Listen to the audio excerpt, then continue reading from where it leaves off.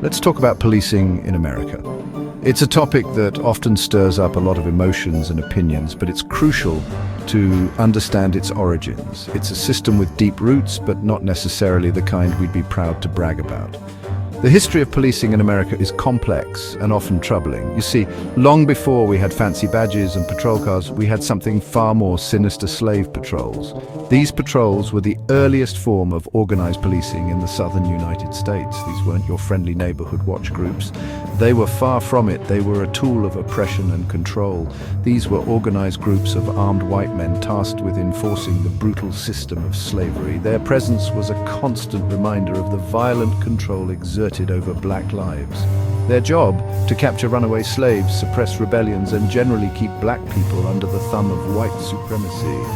They were the enforcers of a cruel and inhumane system. Think about that for a second.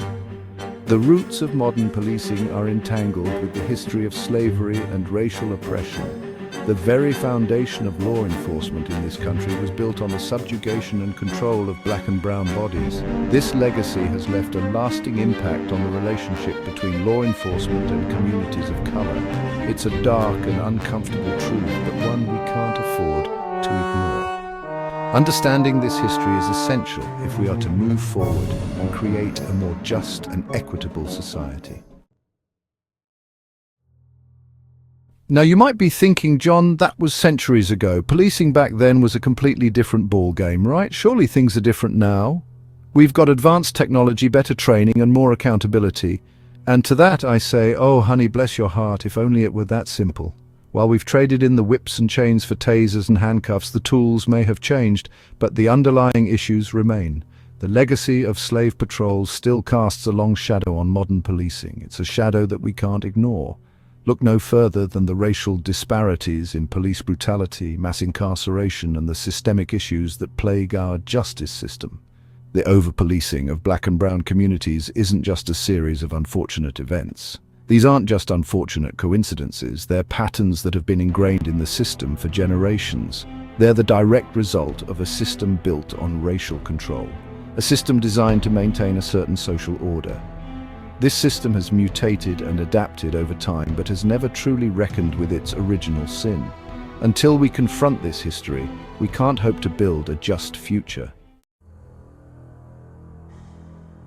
Don't just take my word for it. The Justice Department recently released a scathing report on the Phoenix Police Department, and let me tell you, it's not pretty. They found a pattern of excessive force, particularly against black and homeless people.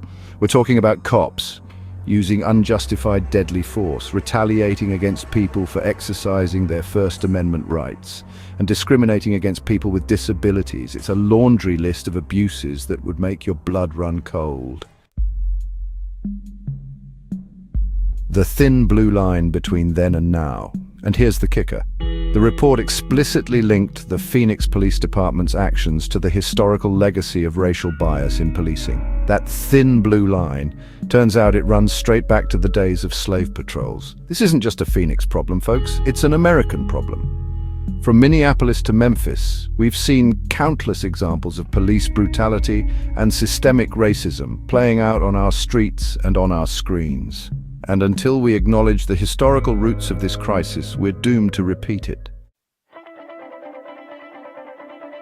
The urgency of reform. So what's the solution? Well, it's not as simple as just firing a few bad apples. We need systemic change, root and branch. We're talking about demilitarizing the police, investing in community-based solutions, and holding officers accountable for their actions. We need to fundamentally rethink the role of police in our society. Are they here to protect and serve? Or are they here to control and punish? Because based on the evidence, it's looking a lot like the latter. Breaking the cycle. Look, I know this is heavy stuff. It's not easy to confront these harsh realities. It's easier to look away, to pretend that the past is the past and we've moved on. But deep down we know that's not true. But we can't afford to be willfully ignorant any longer. Ignorance only perpetuates the cycle of suffering and injustice. The lives of black and brown people depend on it. Their futures, their dreams, their very existence are at stake. It's time to break the cycle of violence and injustice that has plagued this country for far too long. We must take a stand. It's time to build a future where everyone feels safe and protected, regardless of the color of their skin. A future where justice is not just a word, but a reality. It's time to finally live up to the ideals of equality and justice for all. Together, we can create a world where everyone is treated with the dignity and respect they deserve.